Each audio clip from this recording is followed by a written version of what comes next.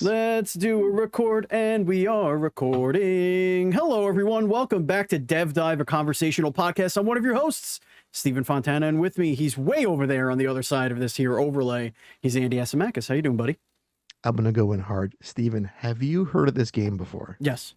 Second question. Do Yes. you have your kids played this game before? No. Mike. You're a horrible father. Yes. That's it. That's all I have to say. Those are both questions. Those are both the questions that you had. Listen, if that's how hard the interview is going to go, then we could just call it here, Andy, because we want the hard-hitting questions. If it's not Minecraft or that other game, what the hell is it called? The Roblox? My kids don't play it, so. I am rocking the Microsoft green today, but for a different reason altogether. You are. Do you want me to? I can too. Wait. There you go. There you go. You got fancy lights too? I do. I have a little remote that does it too. Hey, ladies and gentlemen, we're doing a show. On this week's dive, we want to welcome Connor, P, Quinn, and Scott Slucher. Slucher? Is that right? Did I do Slucher? Right? Slucher. Hello. Of Mega Wobble, developers of Lil Gator Game, a cute and cozy no-pressure adventure game that will make you want to give your siblings a hug. What's going on, gentlemen? How are you? How are we doing today? Hello. It's an all right night. Yeah, nice to see you. It's a pretty good night. It's a pretty good night for a conversation about video games. What did you say there, Andreas? You know, you look at this game, Steve, and the one thing that comes to mind is, tell me you like Breath of the Wild without telling me you like Breath of the Wild. Guilty. Yes. This game confuses me, boys. It's a game where I think I'm the demographic, but I'm not the demographic. Interesting. Okay. It's like, should I call my brother and sister? Should I have children?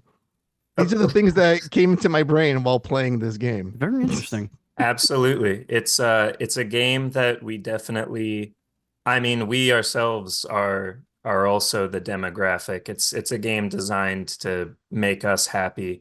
And there's a pretty big wholesome market of the 20, 30-year-old crowd. Sure. Just because it might sound weird to say, but the needs of young children who can't yet read and the needs of world-weary adults who don't necessarily want to sink their teeth into a 60-hour story are fairly similar when it comes to game design, turns out. And how did you discover that Venn diagram? That had to do with talks with Platonic, right, Scott? Or did we just kind of? Well, that just? I guess the thing for me is I just set out to.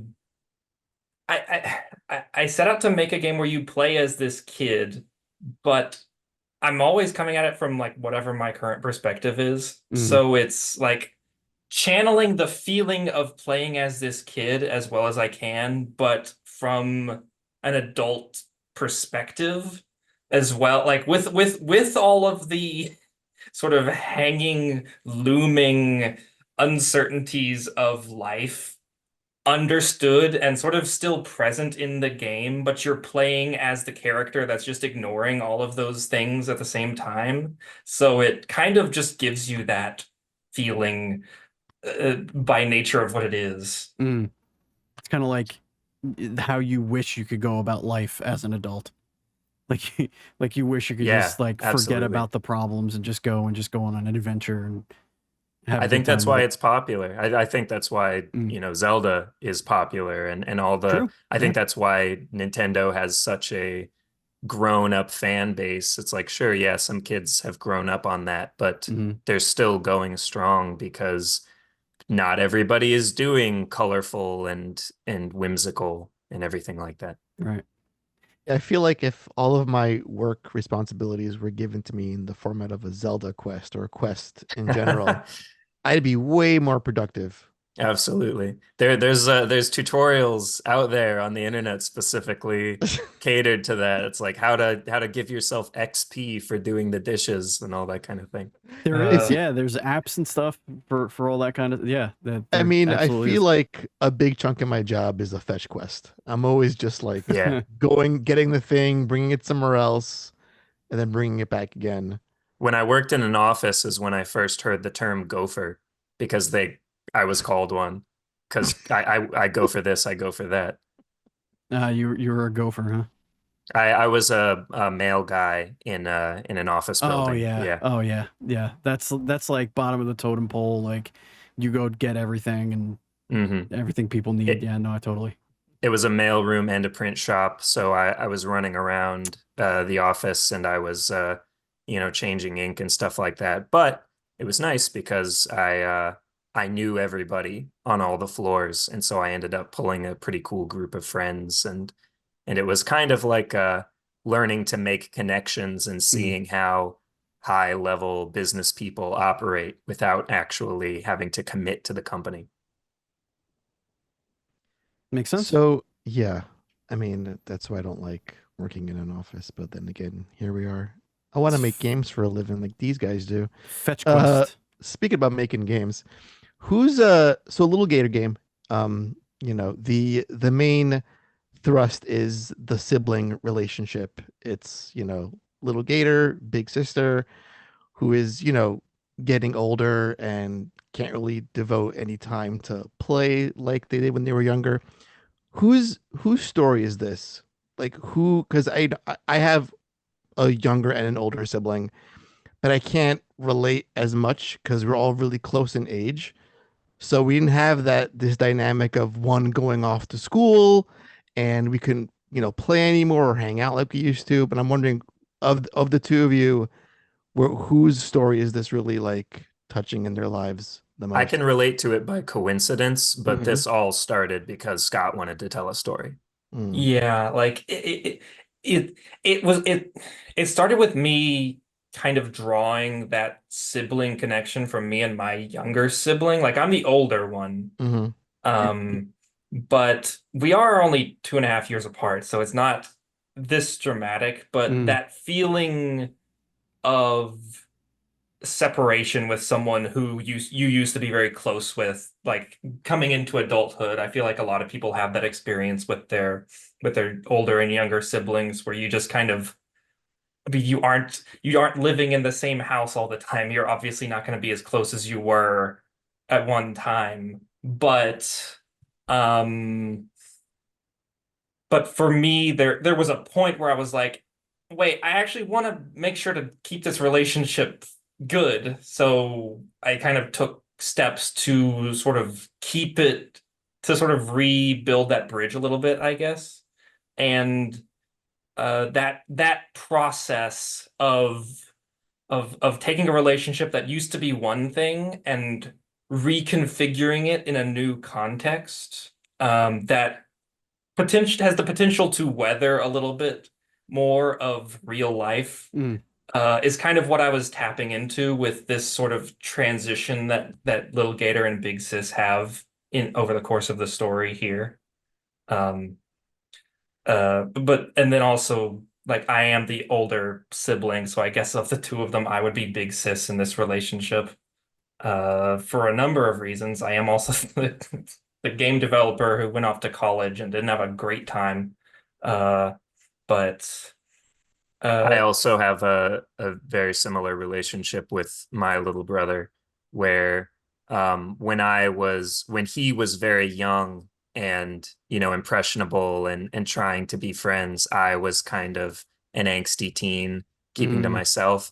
And now that I'm at the age where I want to make those connections, he's like a really busy, popular teenager Mm. who's difficult to talk to and has a girlfriend and has all these extracurriculars, and it's I mean that I don't think is what Little Gator Game is about.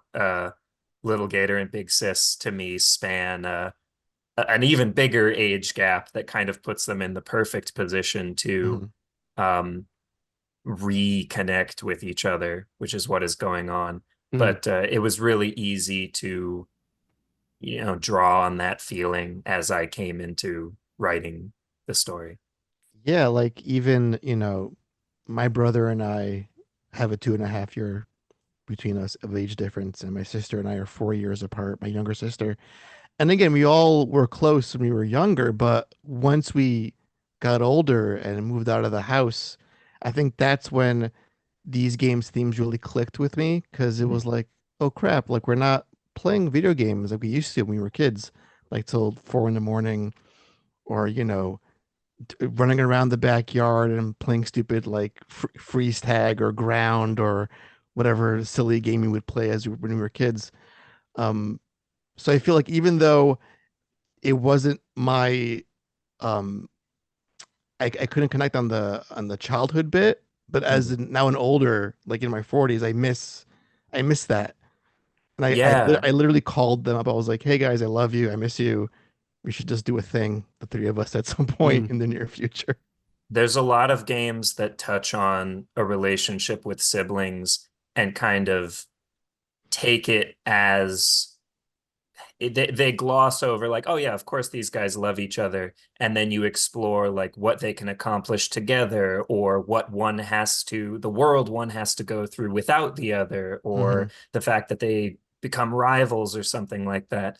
And I think we're in a unique position of telling a story that's just a reminder that it's cool to have that kind of relationship that many people in the world have. And even if you don't perfectly relate to the age or the struggle or anything like that, just being reminded that you love someone is a cool story, I think.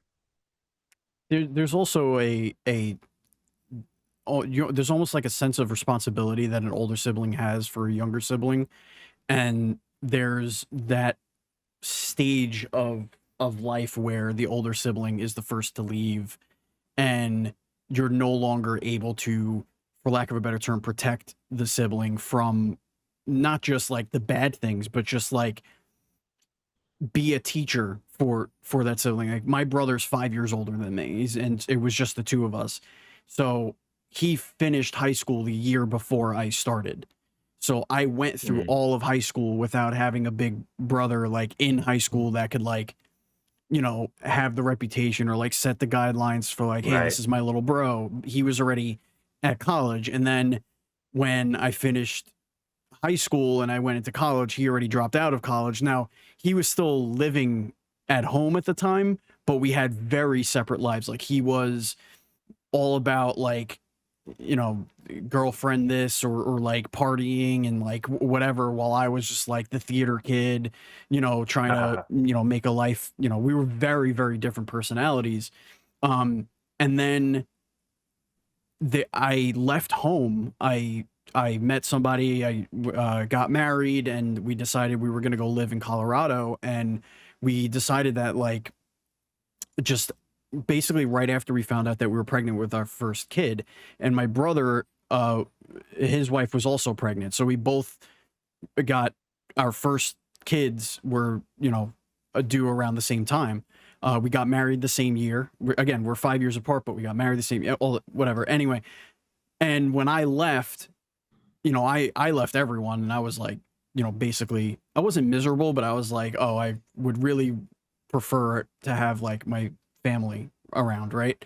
It's hard to be even a little bit far away Yeah. once you feel how far that actually is. Yeah, yeah, and it might as well have been in another country, because nobody visited. The only time I was able to come back to New York was for a funeral at the time,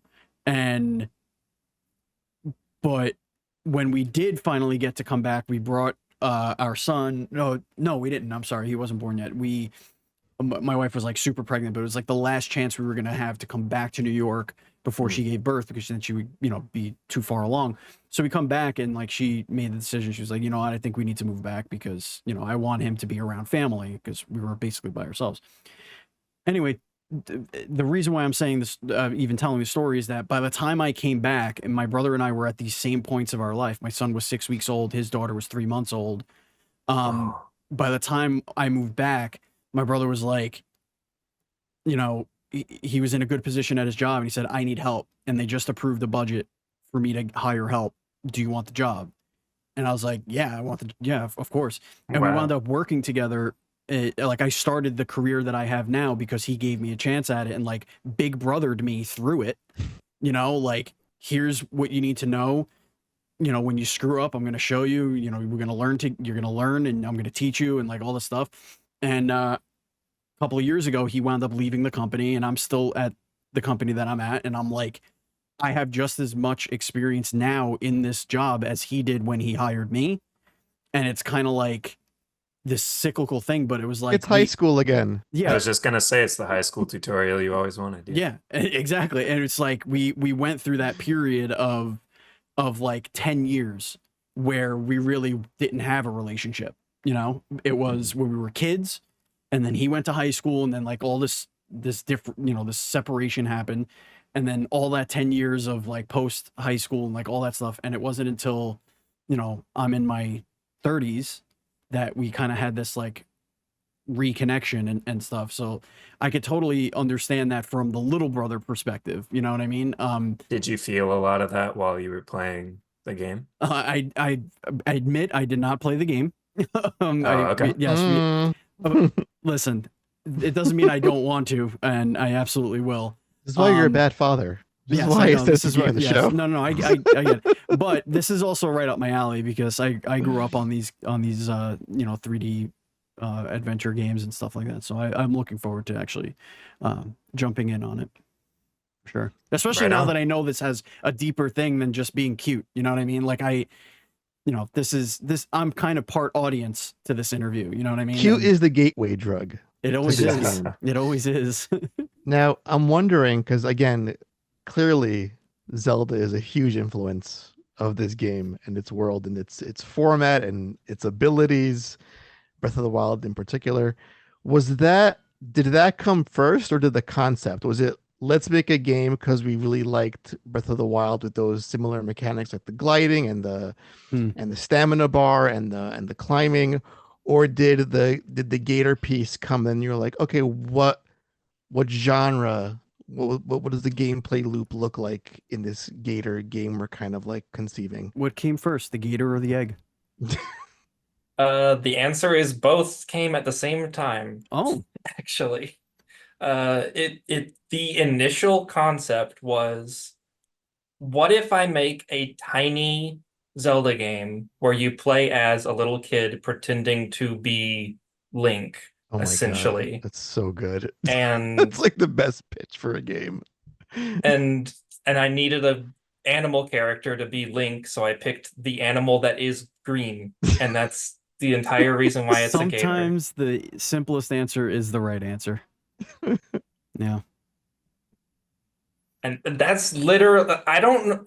It came about because I played a short hike, which has this really Oh, yeah. beautiful, tiny open world. And that kind of blew my mind about that you could make an open world game, but have it be small, but it still capture that feeling of exploring an open world space. So I thought, what if maybe I could capture that feeling, but for Zelda, was sort of the initial sort of idea behind it. Yeah, absolutely. And so that, you know, taking each of those little elements that make up something like Breath of the Wild, or elements from other Zeldas as well, and trying to see how they would fit into a game that's much smaller in scope. And you know, taking parts and throwing them out, like for instance, there's a glider, but it doesn't actually use stamina while you're gliding. Like, you have stamina, but there's no stamina cost for like running. Like, there's no sprinting element or anything. If you're standing anywhere, you fully restore all of your stamina. You have a shield, but it doesn't actually shield you from anything. It's just for shield sledding. Sure. So yeah, that makes sense. it's all just traversal mechanics. And that's just the entire thing I tried to capture with this game, is a tiny Zelda. Yeah, it's exactly like if kids were playing Legend of Zelda in their backyard and they pulled, you know, scraps from like the shed, like some cardboard paper, made a sword, made a shield, and there's no stakes. Like, there's no one's getting hurt, so there's no need for a health bar when you're a child, unless you play rough like I did. Boy, that's how my God. 3 hits and you're out, bro. I got scars for days. But again, even if you don't even have like a sibling to connect that piece to, there's that being a child and that imaginative spirit and how everything that you can make a whole world up in your backyard with your friends and you can set your own rules that don't make sense half the time because you said it out loud. It's now a rule of the game. It is That's decided. that's the rule. Yeah, if you're on the fence about this game and you think you're not going to relate to it, maybe you don't have a sibling. Try not being a child. Yeah, All exactly. right. I feel like your heart's in the freezer if you can't relate to this game in any way. Is not the first time we've heard a similar sentiment. I tried to make it hit when it needed to. hmm So on that, on the game hitting, what's it like seeing such a huge positive response? Because this again, this game I think would fly under the radar for most people. I mean, it did for me for a long time. Then I came across it on Twitter, and I was like, this looks really neat. It's hitting some points, and I think I could get a kick out of it. But then I'm looking at these reviews, and it's just overwhelmingly positive. What's it like seeing this game that's so simple and it tells a story and has a lot of heart to it connect with so many people and seeing that reaction I mean, from gamers? it's obviously quite overwhelming, to say the least. It's been weird. The longer that it goes on, I feel like, man, it's nuts that this is how it turned out on our first try. You know, Oh, it's I shit. that we have gotten critique and there have been people who like know it's not their thing, but I mean, it's like, man, you'd think that there would be some pushback, like some more pushback on some of this stuff, but it has been just very, very positive. And my biggest worry has been like maintaining a neutral head, you know, not getting uh too pumped up about that, you know, trying to remember that there are things that we can improve upon. Do you know who I am? I'm a Lil Gator Game. That's who the fuck I am. Yeah, none of that. None of that. And then when did Platonic get into the mix on the publisher side? What caught their eye? Because I feel like that there's there's the obvious It was connection a with tweet. them. Just shitting me. There was a tweet with a little GIF of the Gator guy just running in a circle. Uh-huh. And that tweet blew up for some reason because it's Twitter, or it Uh-huh. was Twitter. And we got it, like, I had been posting development videos. There's this hashtag screenshot Saturday where Yeah, a bunch familiar.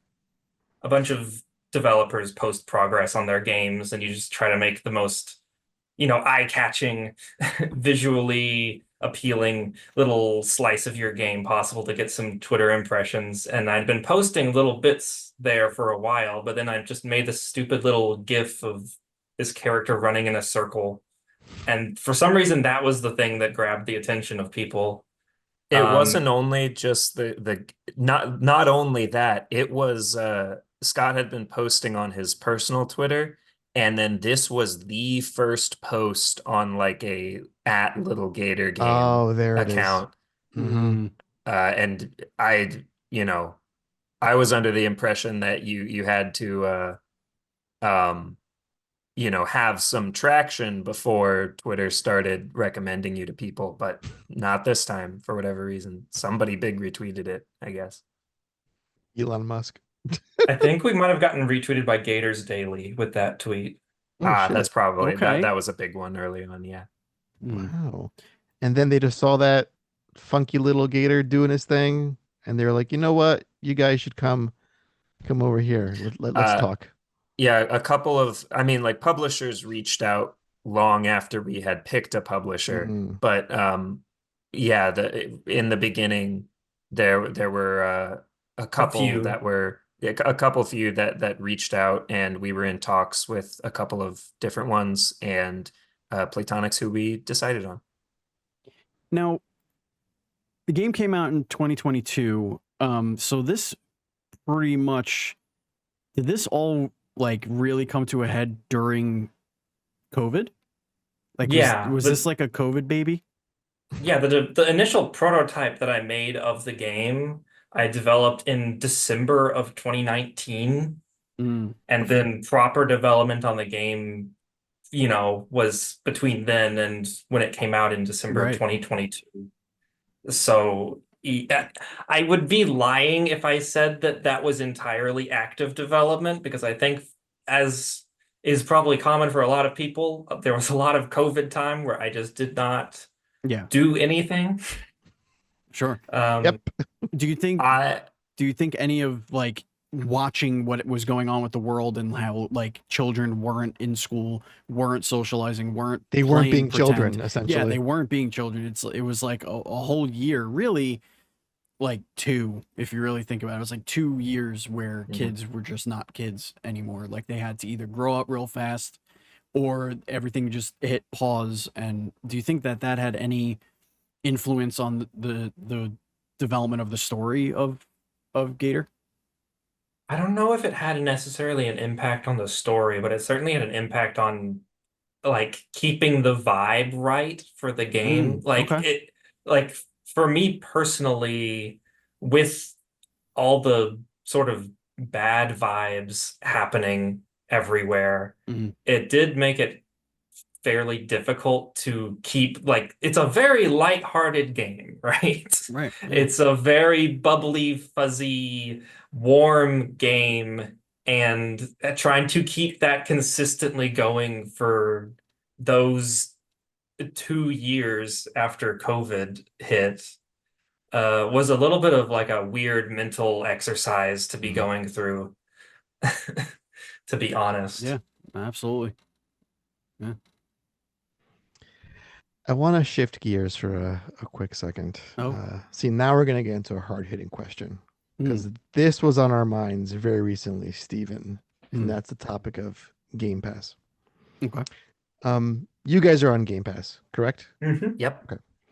So there was a recent bit in the news. There was a developer made this game called Metal Hellsinger, and he was saying how Game Pass had an adverse effect on the sales of his game.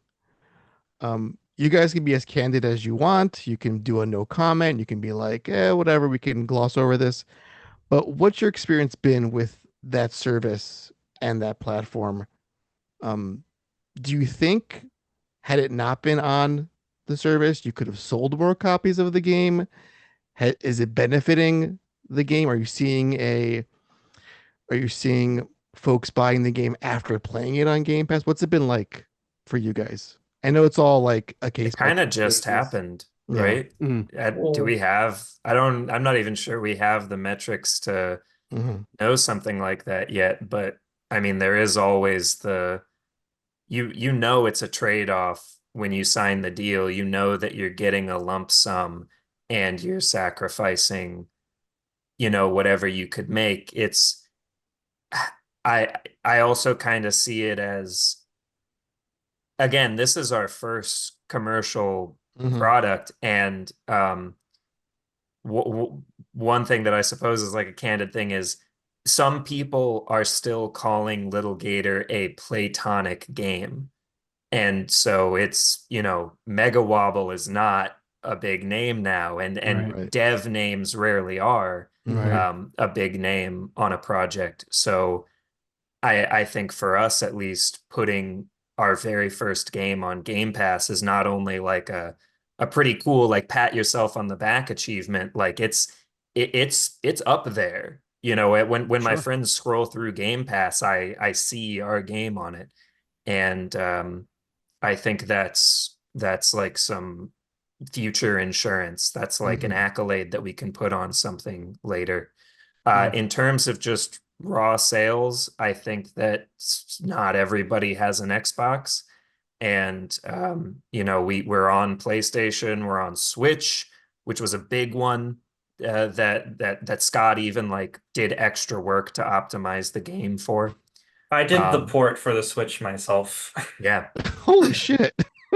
How did that? Like, yeah, that was all me. What was that experience like? Because I mean, this, I don't know if you know this, but this podcast, this entire company that Andy and I started as a Nintendo podcast talking about Nintendo indie games. And some of our first interviews were developers either porting or having their game come out for the very first time on Nintendo Switch back in 2017, 2018.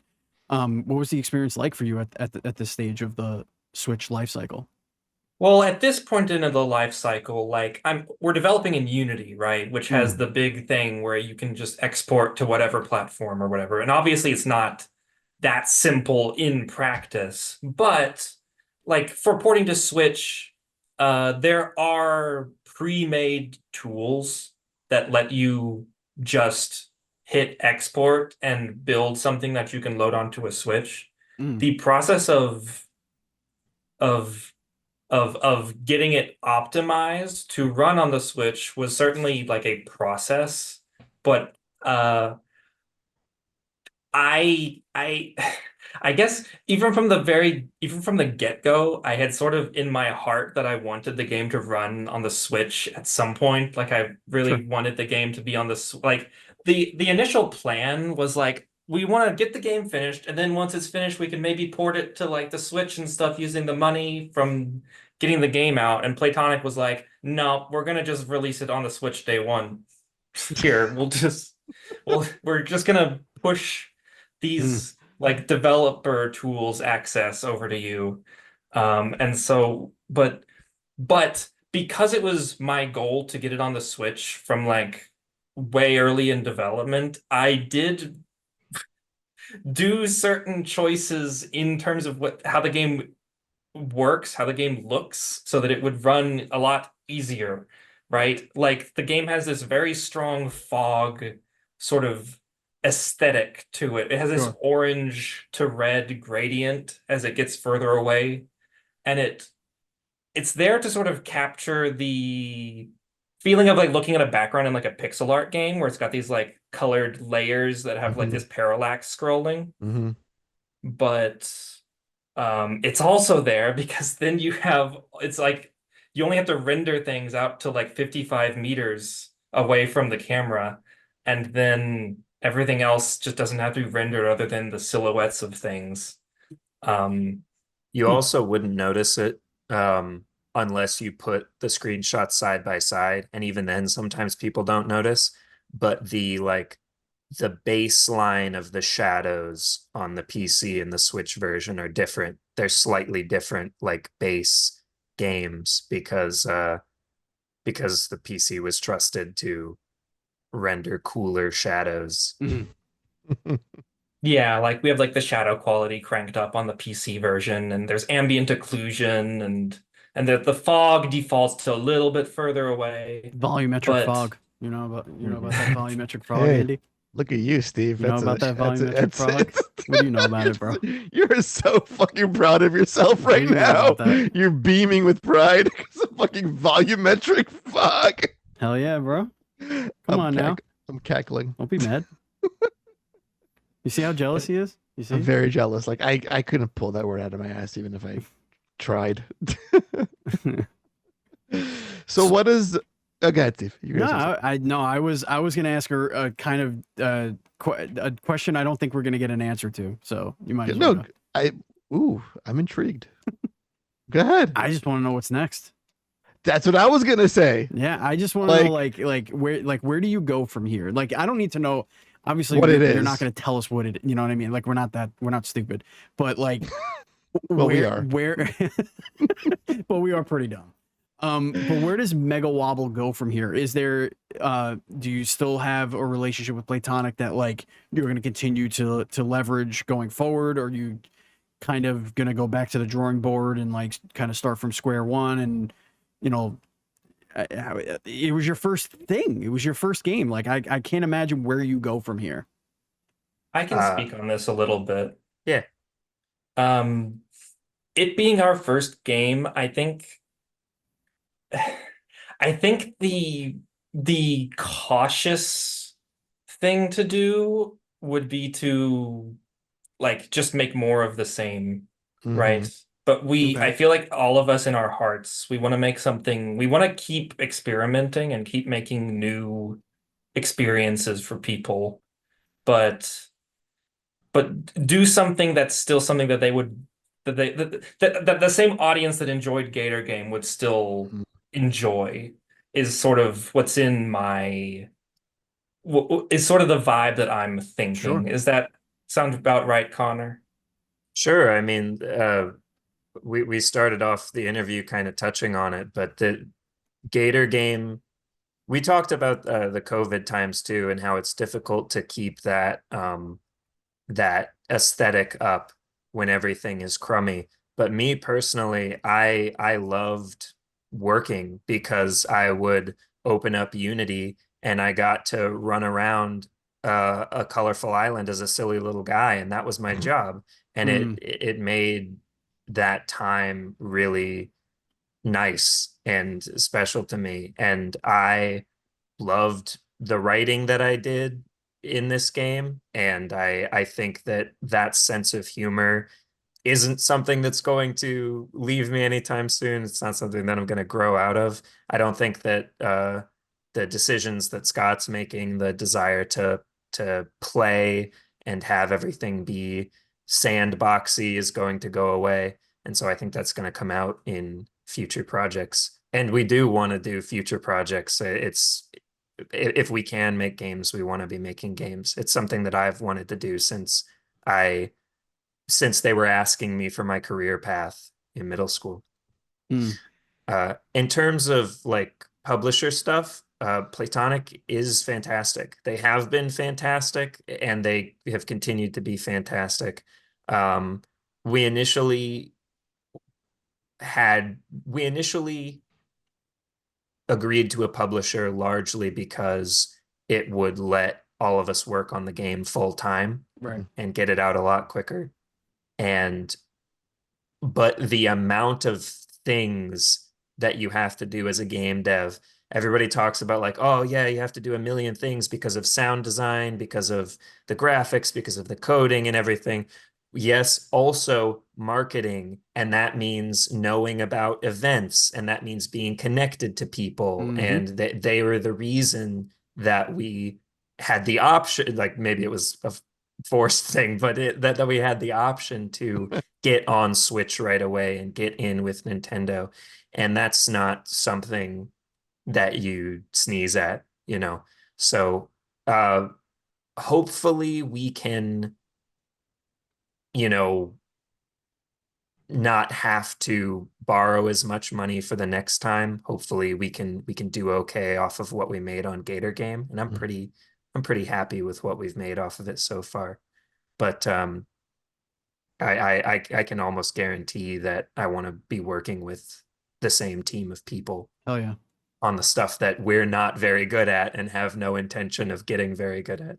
Okay, I'm just curious to know how it works. I mean, so you had this one. Is there a trust from Platonic, I guess, going forward, where they are, or do they need to see something from you before they like you know how like in music, an artist will sign for like a 4-record deal, and like they'll come out with the first one, and then they like the publisher or record label doesn't know what the other 3 albums are going to be, right? Like they have no idea. And gaming is way more of a wild card because the games could be wildly different from game to game. So like, have you had those discussions with Platonic where they're like, hey, yeah, do more of you know what in this vein? Yeah, that's what we want. If you do that, we're on board. Or is it like whatever you do, we're on board? Or do you have to re-pitch them at this point in whatever you time? get?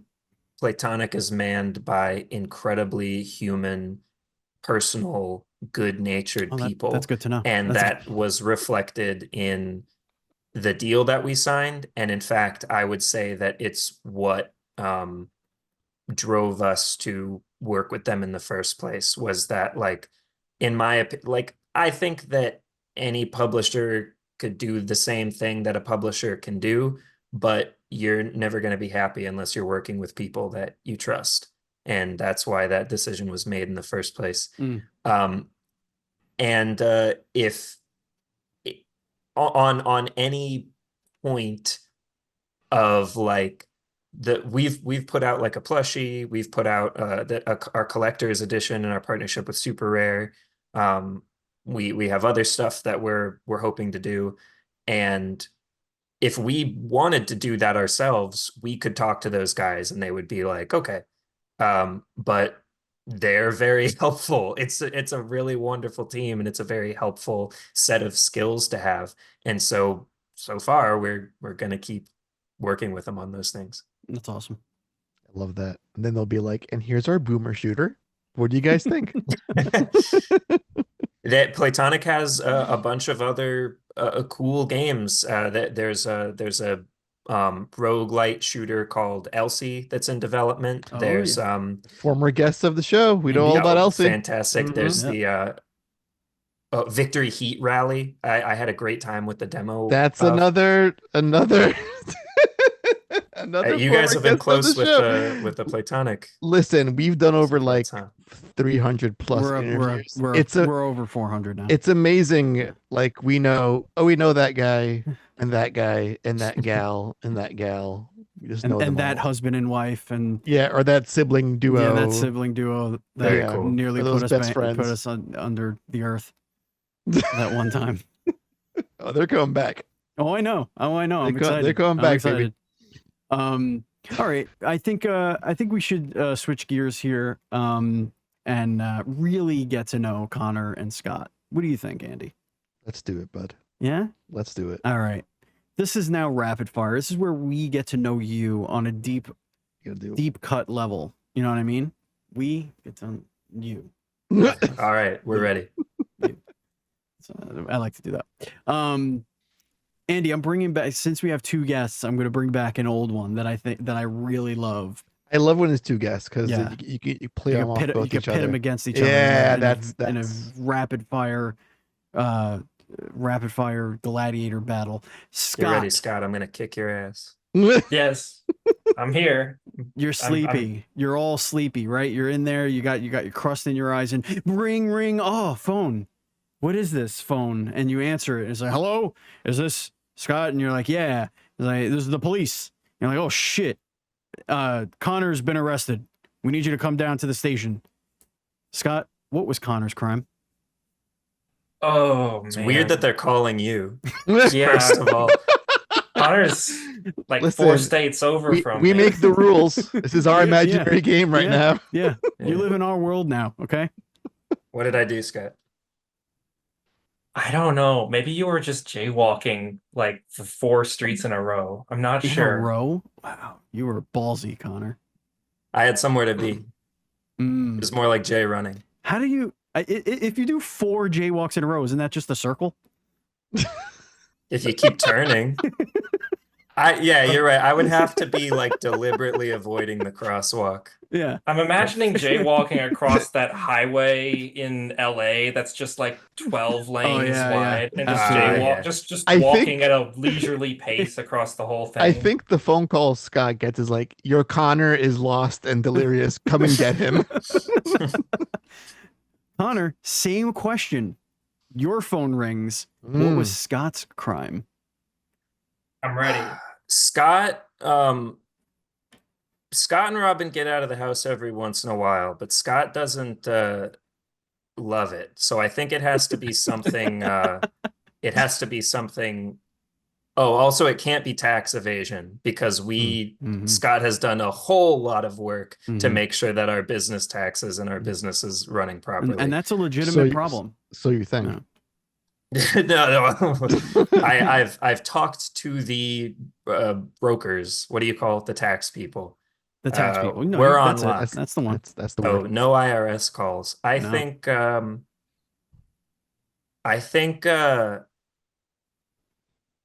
maybe it's I a don't crank do call. anything. Maybe somebody in a community is like trying to squeeze information out of me, and they think that I'll bend the knee to authority. Oh, so you think this is all a ruse? Yeah, I call him out. I say, buddy, I know that guy.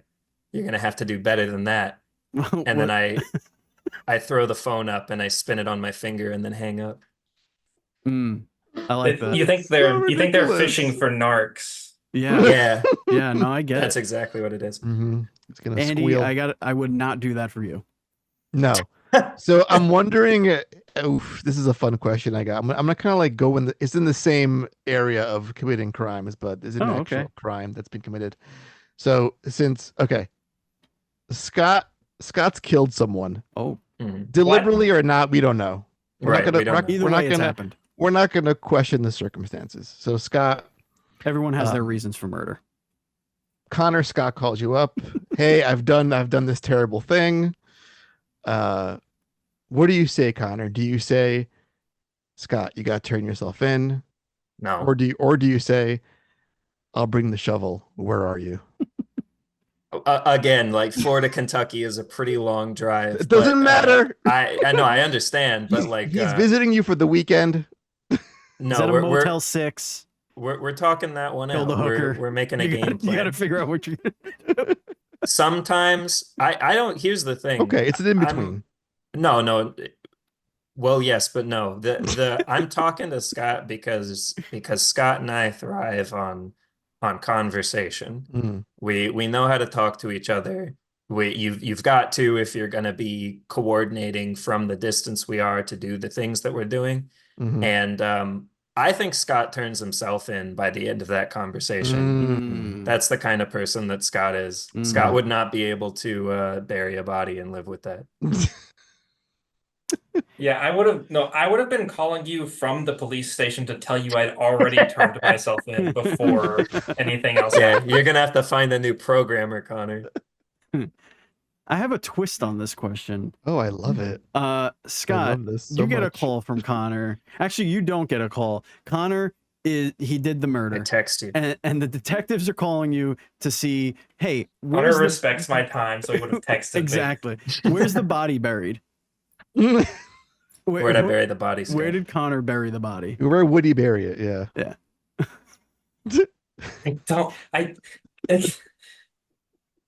Where on Big Island did I bury? So ridiculous.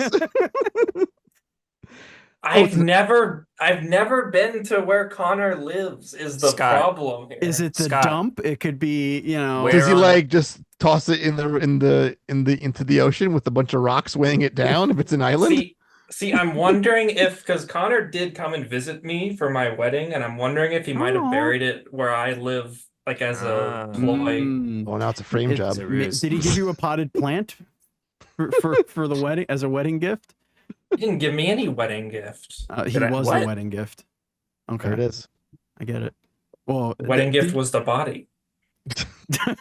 Was free fertilizer. Where on Big Island, Scott? Ooh, we're on Big Island. That's good. That's a good one. Big Island is what we call the area for Gator Game because we I figured that out. I figured that. Yeah. We never came up with a better name for it, so it's just Big Island, and then there's Little Island. I think that's adorable, and that's exactly what a child would do. Right under the sea.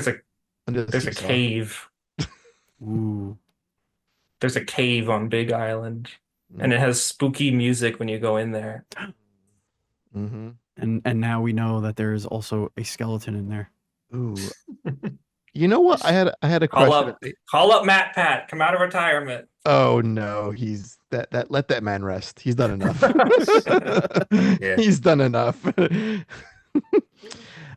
You know what? I have a curious question. What did each of you now? Is there like a headcanon canonical name for Lil Gator?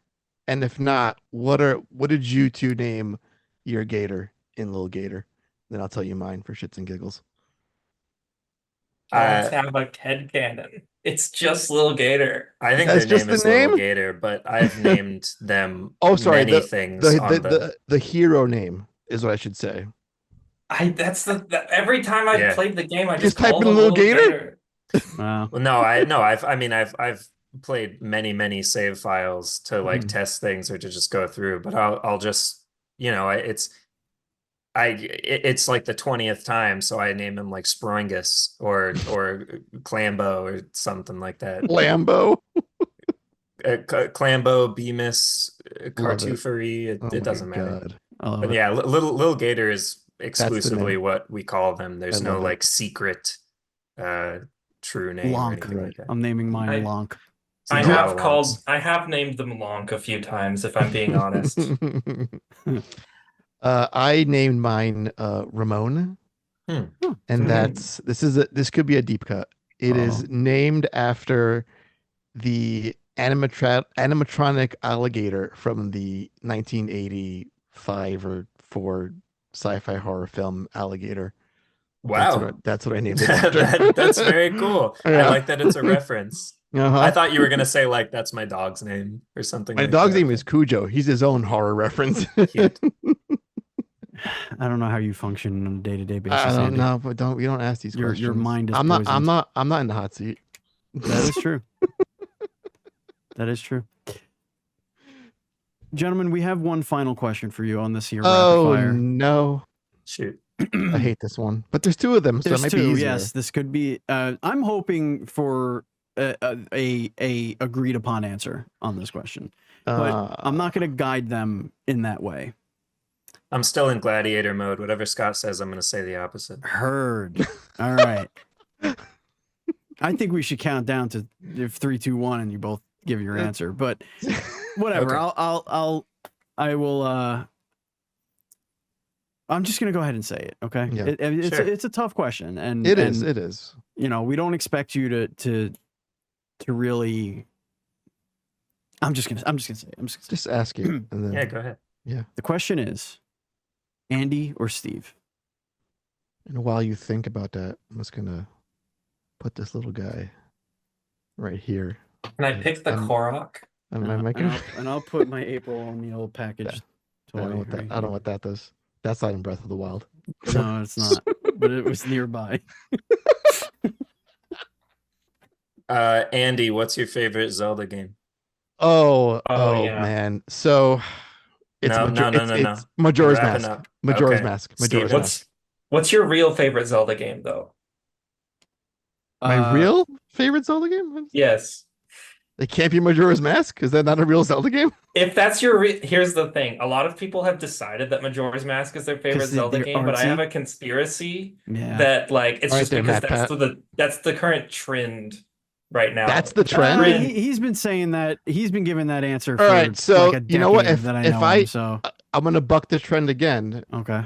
Zelda 2, Link's Adventure. Oh, I like controversial. Zelda. I like Zelda Yeah. 2 a lot too. That But was that is an going to be amazing my game. answer, but nobody believes me when I say that. So I'm going to say Oracle of Ages. That's a good one. Or Oracle of Ages is closer to my favorite, so you can have it, Steven. Maybe okay. Maybe I think maybe Seasons actually might have been the one that I like. Yeah, Seasons was the red cartridge. Yeah, I think Seasons was the one that I liked more. I like the kangaroo. Ages. I think hurt my brain, Yeah. but I digress. This was a fun show. Oracle of Seasons was my very first Zelda game that I actually ever played. Oh wow. Wow. There's like a whole host of Zelda games before that one. There sure is. Not as much as you think, though. There's enough. Yeah, but No. didn't those come out in like 2000? Did Ocarina come out before that? I think it did. Yeah, it did. Yeah. I didn't have an N64.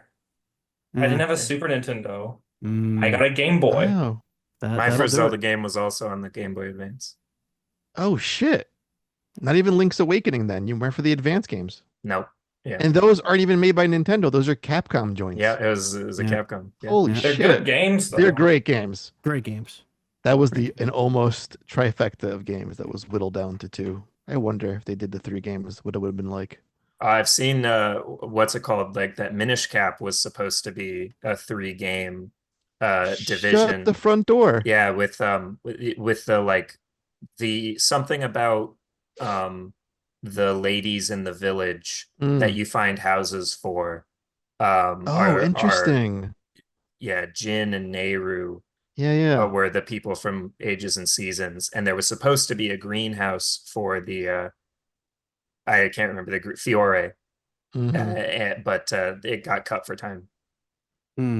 Fascinating. And that, ladies and gentlemen, is going to bring us to the end of this wonderful show. This has been a great dev dive. I had a good time. What about you, Andy? You had a good time? This is great. I love like just talking like personal stuff and Talking's fun. growing up and Yeah.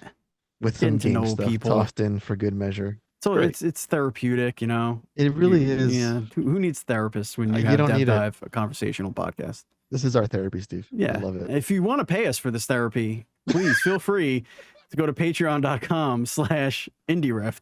Just like our Patreon producer, Colton the Apprentice Nestler. We cannot continue to grow without all of your support. So thank you very much. And of course, spread the show, give the thumbs up, comment, share it, all the fun stuff. If you want to follow us on social media, we are at IndieRift everywhere. And let me tell you, it has been very helpful to be the same thing across all platforms. It's been been great. And to have the word indie in the thing that you do. In the thing that we do, which is indie games. Gotta learn the hard Connor, way sometimes. Scott, where could everybody find you? Or the two of you, where could everybody find Lil Gator Game, Mega Wobble, and all that other fun stuff? Little Gator Game is on PC, Switch, Xbox Game Pass, and PlayStation. We're on Twitter, and there is a link X. tree in the Twitter It's bio. X. Nobody cares. There's a link tree in the Twitter bio to other places that you can find us. We have a fan Discord, a sort of tip jar Patreon, cute. and it's a good Discord. There's a lot of very sweet people in there. We just did a Hangout stream and did a doodle page. Aw. Which is something I try to host every once in a while. I want to doodle. I love doodling. Well, thank you, Connor. Thank you, Scott. Thank you, Andy. Thank you, viewers and listeners. And as always, please be excellent to each other.